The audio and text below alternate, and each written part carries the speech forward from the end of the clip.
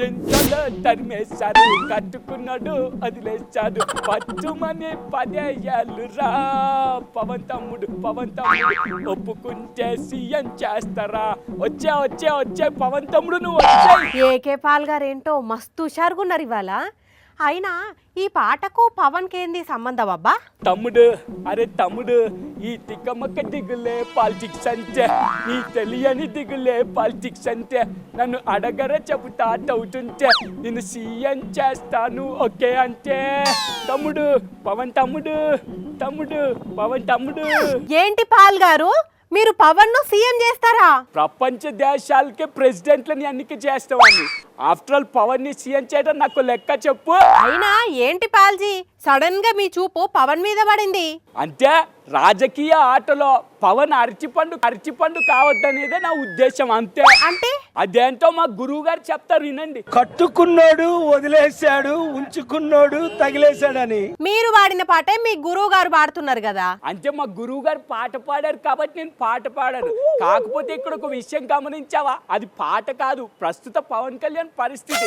ఇప్పుడు పుట్టింటలు తరిమేశారు అంటే మొదటి నుంచి బీజేపీతో పొత్తు పెట్టుకుని ఇప్పుడు తెలంగాణలో పొత్తు లేదని తేల్చేశారు కదా, అదనమాట.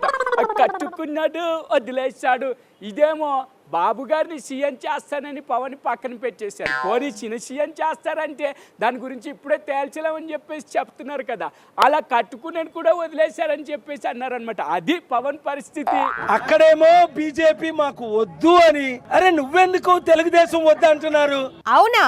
అట్లయితే ఎన్ని సీట్లు ఇస్తారు మీతో పొత్తు పెట్టుకుంటే పవన్ కు? వాళ్ళు 24 అంటున్నారేమో కదా, నేను 48 సీట్లు ఇస్తాను. అరే నిన్ను ముఖ్యమంత్రి చేయడానికి కనీసం 103 కోరుకుంటున్నారు, నేను మద్దతు ఇస్తాను.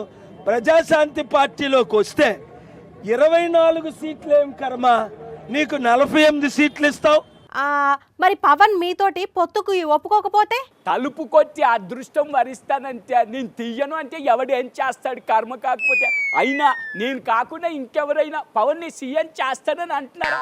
ఏదో ఆయన్నే చెప్పండి, గుండె మీద చెయ్యేసుకొని చెప్పమనండి. లోకేష్ అంటాడు మా ముసలాయన మా నాన్న ముఖ్యమంత్రి అని. సీఎం సీట్ ఇవ్వకపోయినా టీడీపీతోనే ఉంటా అని పవన్ కళ్యాణ్ అంటే ఎలా? ఇక ఆ మాత్రం దానికి ఆయన పాలిటిక్స్ చేయడం ఎందుకు చెప్పు. అయినా పవన్ కళ్యాణ్ ఫ్యాన్స్ ఆయన ఎప్పుడెప్పుడు సీఎం అవుతాడని ఎన్నో సంవత్సరాల నుంచి కలలు కంటూ ఉంటూ కష్టపడుతూ ఉన్నారు. అలాంటప్పుడు పాల్ గారు సీఎం చేస్తాను పవన్ కళ్యాణ్ అంటే అందరూ కూడా ఏ పవన్ నువ్వు వెళ్ళి పాల్ గారితో కలిసి నడు అని చెప్పి వాళ్ళే చెప్తారు. అంతేనంటారా? అయినా ఇంకా వేరే ఛాన్స్ కూడా లేనట్టే ఉండదు ఆయనకు. కాకపోతే పవన్ ని చూస్తుంటే ఇంకా కూడా టీడీపీతోనే నడుస్తారేమో అనిపిస్తున్నది కదా. అలా చేస్తేనే మరి ప్యాకేజ్ ఇస్తారని.